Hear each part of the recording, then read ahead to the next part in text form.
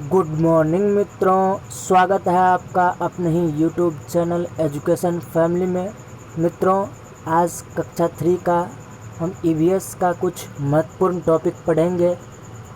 चलिए दोस्तों, video start करने से पहले मैं एक बात ज़रूर बोल दूं कि अगर वीडियो आपको अच्छा लगे, आपको लगे कि ये आपके लिए लाभदायक हो सकता है, तो आप चैनल को ज़रूर सब्सक्राइब कर लें और बेल आइकन दबाना न भूलें, क्योंकि जो भी न्यू वीडियो हम अपलोड करेंगे उन सभी वीडियो का नोटिफिकेशन आपको तभी मिलेगा जब आप मेरे चैनल को सब्सक्राइब करेंगे। तो चलिए देर न करते हुए वीडियो स्टार्ट करते हैं। जैसा कि हम आपको हर वीडियो में बताते हैं कि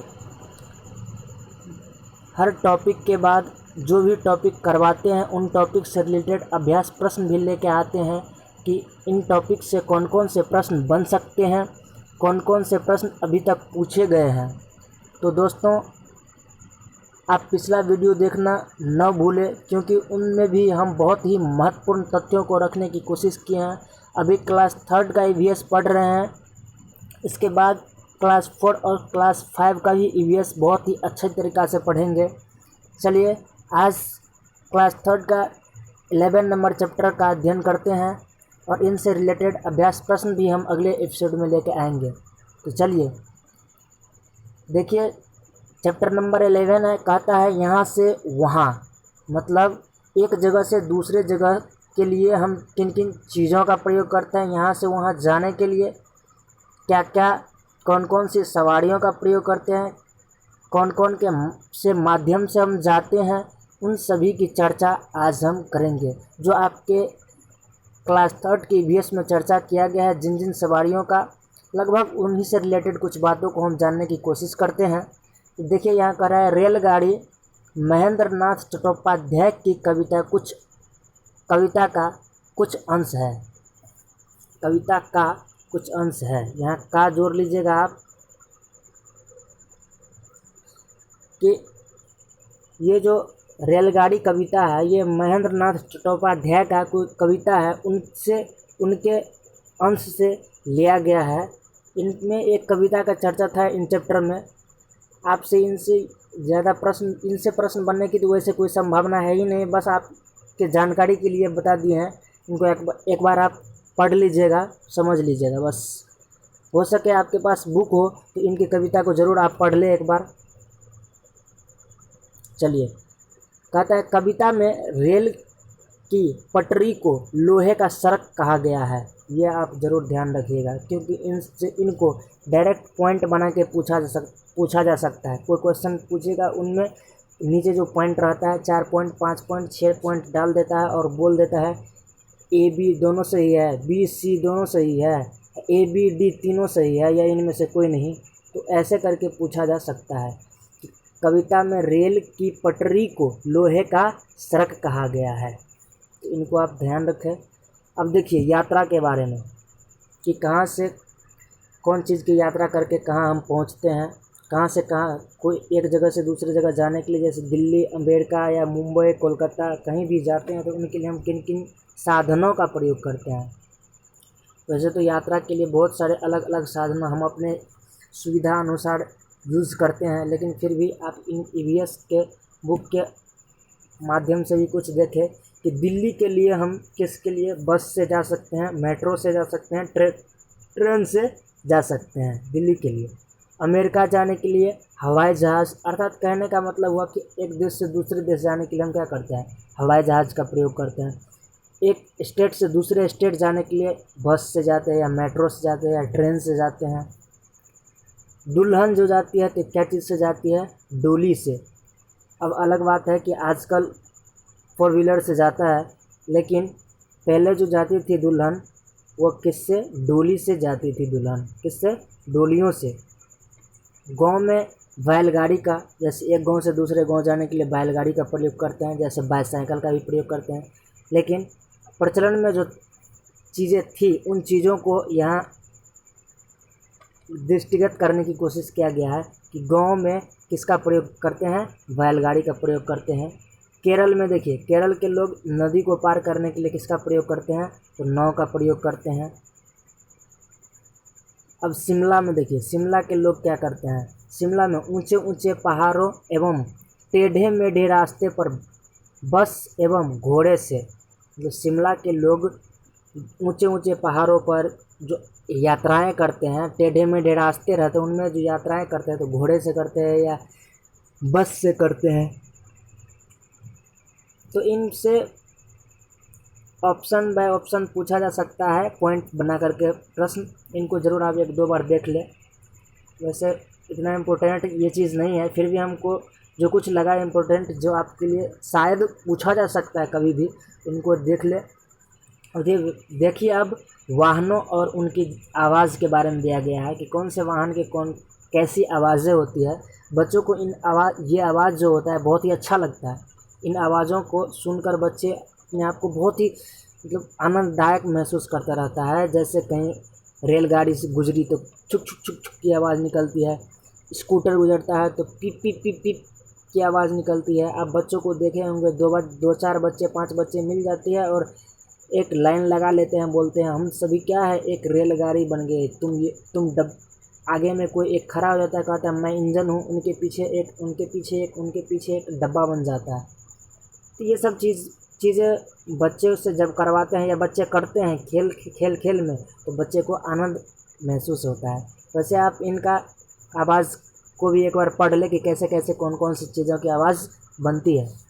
हो सकता है ऑप्शन बना के पूछ ले। रेलगाड़ी की आवाज़ कैसे निकलती है, छुक छुक छुक छुक की। स्कूटर की आवाज़ कैसे निकलती है, पिप पिप पिप पिप की। ट्रक की आवाज़ कैसे निकलती है, तो पों पों पों पों। घोड़ा गाड़ी की आवाज़ टप टप टप टप। साइकिल की आवाज़ सर साइकिल की आवाज़ कैसे निकलती है, ट्रिंक ट्रिंक। और मोटरसाइकिल की आवाज़ घर घर कैसे निकलती है, घर घर। आप इन चीज़ों को महसूस भी किए होंगे, देखे भी होंगे। चलिए नेक्स्ट चैप्टर में काम अपने अपने, क्या है, काम अपने अपने। गोबर से उपला बनाया जाता है। आप सभी देखे होंगे कि गोबर से क्या बनाया जाता है, उपला बनाया जाता है। और आंगन की लिपाई पुताई भी की जाती है। गोबर से ही क्या किया जाता है, आंगन की लिपाई पुताई भी किया जाता है। मिट्टी के जहाँ पर मिट्टी के घर होते हैं, फर्श को कीड़ों से दूर करने के लिए क्या करते हैं, गोबर से आंगन की घर की लिपाई पुताई करते हैं। गोबर का उपला भी बनाया जाता है, जिनको जलावन के रूप में यूज़ करते हैं। इन चैप्टर में इतना ही दिया गया था। आप इनको देखिए, थोड़ा सा मिला लें, आप इनको भी देख लें कि कौन सी चीज़ किससे मिलती जुलती है। जैसे 2 पहिया वाला कौन सा गाड़ी है या क्या है, 3 पहिया वाला कौन सी है, 4 पहिया वाला कौन सी है, 4 से अधिक पहिया वाला कौन सी है। और ये देखिए मनुष्य चलाते हैं, मनुष्य कौन कौन सी चीज़ को चलाते हैं उनसे मिलान करना है आपको। जानवर चलाते हैं, जानवर क्या चलाते हैं उनको मिलान करना है। बिजली से चलता है कौन सी, बिजली से कौन सी चीज़ चलता है। और पेट्रोल डीजल या गैस से कौन कौन सी चीज़ चलता है, इनको आपको मिलान करना है। पेट्रोल डीजल या गैस से चलने वाली कौन कौन सी है, जैसे यहाँ देखिए मेट्रो जैसे किससे चलती है, बिजली से चलती है कि नहीं। ये मेट्रो देखे, मेट्रो किससे चलती है, तो बिजली से चलती है। जैसे रेलगाड़ी बिजली से भी चलती है, डीजल से भी चलती है। जैसे नाव यहाँ है, नाव को कौन चलाते हैं, इनको गौर से देखें आप, थोड़ा सा जूम कर दें। नाव मनुष्य चलाते हैं, इनको मनुष्य से घेरा करके लगा सकते हैं, ये मनुष्य चलाते हैं। तो बस कौन कौन सी चीज़ 2 पहिए या 3 पहिए वाला है, इनको भी देख ले। 3 पहिए वाला क्या होता है, 2 पहिए वाला क्या होता है। जैसे देखिए साइकिल के कितना पहिया होता है, 2 पहिया होता है। मोटरसाइकिल ये भी 2 पहिया होता है। यही सब बस मिलान करना है, कौन कौन सी चीज़ कैसा है, ये इन चीज़ों को आप एक बार देख लें। इनसे प्रश्न वैसे नहीं पूछा जा सकता है कि कितना पहिया का मोटरसाइकिल होता है, कितना पहिया का साइकिल होता है। बस इन्फॉर्मेशन रखे, हो सकता है कि ऑप्शन बना दे। अगर दिया गया था चैप्टर में, इसलिए हम जानकारी आपको दे दिए। ये देख सकते हैं कि अगला चैप्टर देखें। अब छूकर देखें, अगला चैप्टर क्या है, छू कर देखें। कोई व्यक्ति मेरे पापा मम्मी को, देखिए कोई व्यक्ति मेरे पापा मम्मी को कहता है भैया भाभी। कोई व्यक्ति है जो मेरे पापा और मम्मी को क्या कहते हैं, भैया भाभी। तो हमारा क्या रिश्ता होगा? अगर आपके पापा मम्मी को कोई भैया भाभी कहता है तो आपका उनसे रिलेशन क्या होना चाहिए? चाचा या भतीजा का या भतीजी का, चाचा भतीजा या भतीजी का, क्या चीज़ का? चाचा भतीजा होगा या चाचा भतीजी, भतीजी होगा। बस सिंपल सी बात, इन रिश्तों के बारे में बोला गया था, बस थोड़ा सा पॉइंट। देखिए अब छू कर महसूस करके कौन क्या क्या कर सकते हैं और क्या होता है। देखिए ब्रेल लिपि के बारे में पढ़ते हैं कि ब्रेल लिपि है क्या। ब्रेल लिपि इनका तो बहुत ही बड़ा कहानी है। वैसे आप शॉर्ट में जानें कि आपसे कौन कौन से क्वेश्चन कैसे पूछा जा सकता है। इनकी खोज पूछे कि इनकी खोज लुई ब्रेल ने किया था। कौन किया था? लुई ब्रेल ने किया था ब्रेल लिपि की खोज। चलिए, कहता है ब्रेल लिपि की शुरुआत लुई ब्रेल द्वारा किया गया, जो फ्रांस के निवासी थे। कहाँ का? फ्रांस का निवासी। पूछा जा सकता है लुई ब्रेल कहाँ के रहने वाले थे? फ्रांस के रहने वाले थे। ब्रेल एक मोटे कागज़ पर एक नुकीले औजार से बिंदु बनाकर लिखा जाता है। आपको आगे दिखाते भी है चित्र कि ब्रेल एक मोटे कागज़ पर, मोटा कागज़ होता है उस पर नुकीले औजार से बिंदु बना करके लिखा जाता है। थर्ड नंबर पॉइंट कहता है यह लिपि 6 बिंदुओं पर आधारित होता है। कितना? 6 बिंदु पर, 6 बिंदु पर आधारित होता है। लिपि कितने बिंदुओं पर आधारित होता है? 6 बिंदु पर आधारित होता है। ये भी प्रश्न पूछा जा चुका है। ब्रेल लिपि अब कंप्यूटर के द्वारा भी लिखा जाता है, क्योंकि उसमें भी बटन होता है, उनमें भी बच्चे महसूस कर सकते हैं छू के। देखिए 5 नंबर पॉइंट कहता है कि इसका प्रयोग अंधे बालकों के लिए किया जाता है। ब्रेल लिपि का प्रयोग किसके लिए किया जाता है? जो बालक अंधे होते हैं, जो अपने आँखों से नहीं देख सकते हैं, उनके लिए ब्रेल लिपि का प्रयोग किया जाता है। अगला देखिए, अंधे बालक इसे छूकर महसूस करते हैं। ब्रेल लिपि को क्या करता है? टच करके, हाथ से छू करके महसूस करता है कि कौन से अक्षर है, ए है, बी है या सी है। उन सभी के लिए अलग अलग, जैसे ए है तो उनके लिए अलग बिंदु रहता है, सी है तो उनके लिए अलग बिंदु रहता है। देखिए यही है लुई ब्रेल साहब। ये क्या थे? आँख से अंधे थे। इन्होंने ही ब्रेल लिपि की खोज की। ये 3 वर्ष की अवस्था में थे तभी इनकी आंखें डिफेक्टिव हो गई थी, कोई कील वगैरह लगने से, और तभी से ये पढ़ते पढ़ते बाद में ऐसा मनोवैज्ञानिक बना कि ये ब्रेल लिपि की खोज कर दी, जो आज कल अंधे बालकों के लिए बहुत ही लाभदायक सिद्ध होता है। यह लुई ब्रेल साहब। देखिए ये उभरा उभरा बिंदु रहता है, ये देख सकते हैं आप, ये उभरा उभरा बिंदु है। इनको छू करके महसूस करता है। जैसे देखिए किसी किसी में 1 2 3 है, 4 है, किसी किसी में देखिए किसी किसी में 2 ही है, किसी किसी में 5 है। जैसे देखिए 1 2 3 4 5 है इसमें, 1 2 3 4 5 6 7 8, सब में अलग अलग बिंदु है। मतलब दो, किसी में 4 पॉइंट, किसी में 5 डॉट, किसी में 6 डॉट, किसी में 7 डॉट। और उनको अपने मतलब हाथ से बालक क्या करता है? छूता है, उनको महसूस करता है, रियलाइज़ करता है। हर बिंदु के लिए अलग अलग पॉइंट निर्धारित रहता है। जैसे आप यहाँ देख सकते हैं ये कैसे नुकीला कील से इसको बनाया जाता है। जैसे देखिए नुकीला कील से बनाया गया है, यहाँ देख सकते हैं आप गौर से। ये देखिए कितना कैसे कैसे उभरा उभरा है। इन्हीं को छू करके महसूस करता है कि कौन सा अक्षर क्या है। इनका एक कोडिंग डिकोडिंग होता है, कोडिंग होता है कि कौन से अक्षर को क्या लिखा जाए। जैसे यहाँ आप देख सकते हैं, इनको थोड़ा जूम कर दें कि किन के लिए क्या कोड किया गया है। ए के लिए जैसे देखिए एक बड़ा बिंदु है और उन्हीं में 5 बिंदु छोटा है। बड़ा बिंदु जो है वो क्या है? बाएं साइड से, लेफ्ट से ऊपर में है। बी में देखिए बाएं साइड से 2 बड़ा है और वहीं क्या है? 4 छोटा है। सी में देखिए ऊपर से 2 बड़ा है और ऊपर से 2 बड़ा है, ये देखिए, और 4 नीचे में छोटा है।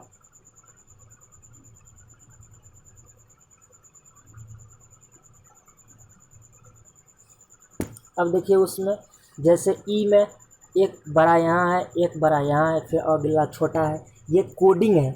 अंधे बालक इन्हीं से समझ जाते हैं। अगर एक बड़ा बिंदु और 4-5 छोटा बिंदु है तो समझ जाता है कि ए है। 2 बड़ा बिंदु और 4 छोटा बिंदु है तो समझ जाते हैं बी है। जैसे जी को देखिए, जी में क्या है, 4 बड़ा बिंदु है, 2 छोटा बिंदु है तो समझ जाता है ये जी है। जैसे एल देखिए, एल में 3 बड़ा बिंदु है, 3 छोटा बिंदु है तो समझ जाता है ये एल है। ये उनको रियलाइज़ करता है, महसूस करता है, हाथ से टच करके, हाथ से छूता है, उनको लगता है कि हाँ ये बड़ा बड़ा बड़ा बड़ा 3 है और 3 छोटा है, ओ तो ये एल होगा।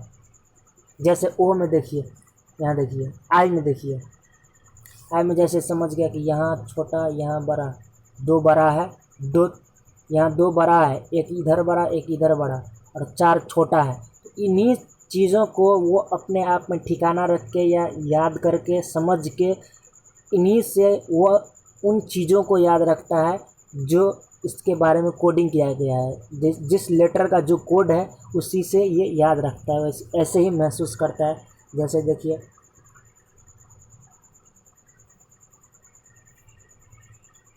जैसे देखिए इनके लिए भी कोडिंग किया गया है, इसको भी आप देख सकते हैं अलग अलग। जैसे एल को आई लाइक, एल से लाइक हो गया, एल कैसे लिखा, एन कैसे लिखा, ओ को कैसे महसूस करता है, ये अंधे बालकों के लिए लाभदायक है।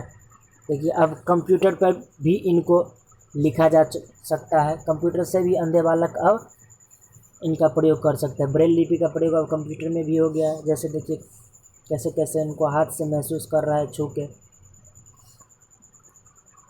ये देखिए इनको सिखाया जा रहा है। तो आप कहने का तात्पर्य ये हुआ कि कोई न कोई इसमें कोडिंग किया रहता है। हर एक उभरे हुए बिंदु से, हर एक बिंदु का 2 बिंदु 4 बिंदु 5 बिंदु जो भी बिंदु होता है उन पे, उन सभी का कुछ न कुछ कोडिंग होता है। तो आप आशा करते हैं कि इन चीज़ों को अच्छी तरीक़ा से समझ पाए होंगे। बस आप इतने ही ध्यान रखें कि ये कम से कम इन 6 पॉइंट को ध्यान रखें। आपसे जब भी प्रश्न पूछा जाएगा तो इन 6 पॉइंट से ही क्वेश्चन उठाएगा, इसलिए इन 6 पॉइंटों को आप अच्छी तरीक़ा से देखें, ये आपके लिए बहुत ही लाभदायक सिद्ध हो सकता है। तो चलिए मित्रों, आशा करते हैं कि वीडियो आपको अच्छा लगा होगा। अच्छा लगा हो तो वीडियो को लाइक और सब्सक्राइब ज़रूर कीजिएगा। हो सके तो किसी के पास शेयर भी कर दीजिएगा, जिससे आपके मित्र लोग भी इनसे लाभान्वित हो सके, उनको भी यह फ़ायदा मिल सके। चलिए नेक्स्ट वीडियो में मिलते हैं अगले अभ्यास प्रश्न, बहुत ही मज़ेदार अभ्यास प्रश्न से। देखते हैं कि इन सब से कैसे कैसे प्रश्न पूछा गया है और कैसे प्रश्न बनने की संभावना है। अगर एक इन्फॉर्मेशन दे दे, जो मित्र आगे मेरा बाल विकास का एपिसोड नहीं देखे हैं वो बाल विकास का भी एपिसोड देखें। मैं उन बाल विकास के एपिसोड का लिंक इस वीडियो के डिस्क्रिप्शन में दे दूंगा। आप डिस्क्रिप्शन खोल के देखें। बाल विकास के बहुत ही अति महत्वपूर्ण प्रश्न करवा रहे हैं, जो आपके शिक्षा मनोविज्ञान के प्रारंभ से लेकर बाल विकास की शुरुआत होते हुए लास्ट तक कम से कम 1500 प्लस क्वेश्चन उसमें करवाएंगे हम। आप उन अभ्यास प्रश्न के सीरीज़ को ज़रूर देखें, वो भी आपके लिए बहुत ही लाभदायक सिद्ध हो सकता है। चलिए आप डिस्क्रिप्शन बॉक्स ज़रूर खोलें, उनमें आपको लिंक मिल जाएगा। चलिए मित्रों, आज के लिए इतना ही, विदा लेते हैं। धन्यवाद, मिलते हैं नेक्स्ट वीडियो में। Thank you.